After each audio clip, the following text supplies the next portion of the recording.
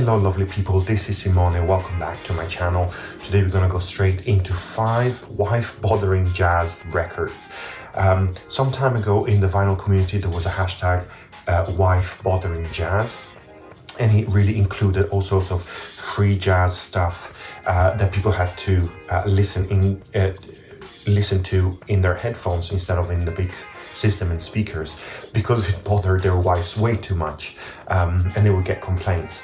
I don't have these kind of crazy free jazz stuff because I'm not into that, free avant-garde jazz too much, but I do have 5 records that are still jazz, pushing the envelope of jazz, that my wife, gets bothered by, that's for sure. So these are records that I listen to very rarely, and if I do, it's definitely headphones listening. That's for sure. In no particular order, we're gonna start with this one. Sonny Sharrock, Black Woman. This is an original press. It's not in the best shape, but it still does the trick. This has been reissued recently anyway, so you can easily find it at a decent price. Originals are not too expensive. It's on the Vortex label. I think this is a great album, great record. Obviously, the portrait of Linda in 3 colors, all black, is probably the track that really does it for me on this one. But to be fair, even the Black Woman, sort of the title track on this one, is also really good. I love Sonny Sharrock, but this is the one that bothers my wife way more. The As the Ages record is still okay for my wife, is mellow enough and not crazy enough to bother her too much, but this is the one. This is definitely hashtag wife bothering jazz, that's for sure. But I think it's just incredible music. But there you have it. Number 2, again in no particular order, Norma Winston, Edge of Time. This is a reissue. It's really hard to find an original of this. I don't think I've ever seen one in the wild. This is the Wawa Records reissue from some years ago. It is labeled as free jazz, even here on my sticker. Norma Winston's voice is something that is really, I can't really even describe it. It's so good, it takes you on a journey for real.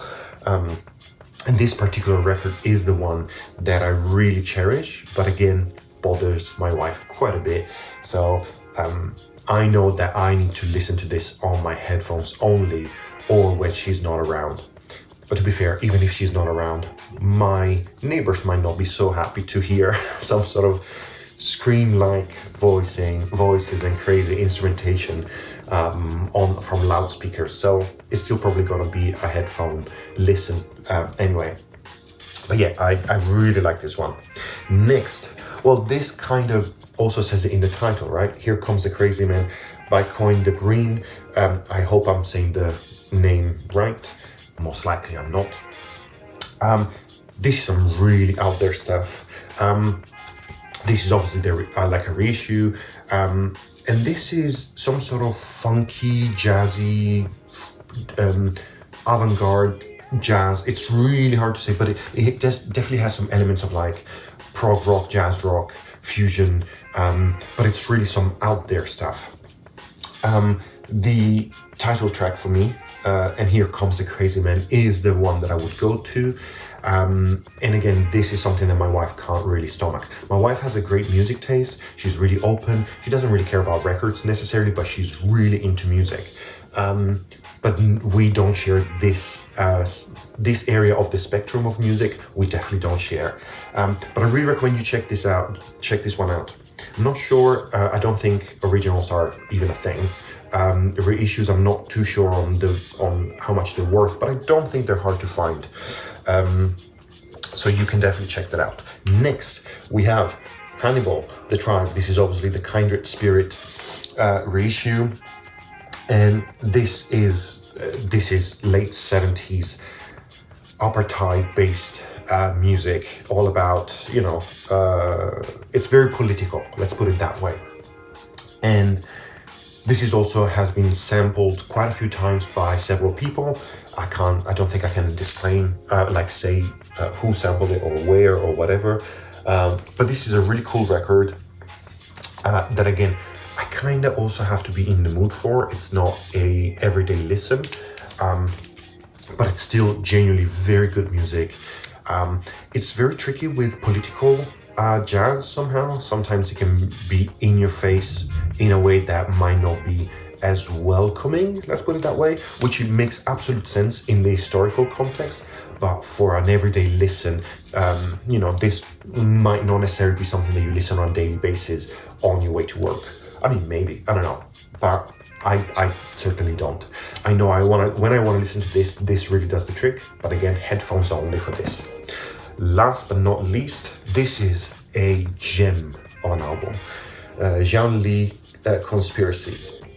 This is obviously a reissue because it's virtually impossible to find decent copies of an original of this. I know this is the limited reissue on a beautiful silkscreen cover. This is fantastic stuff.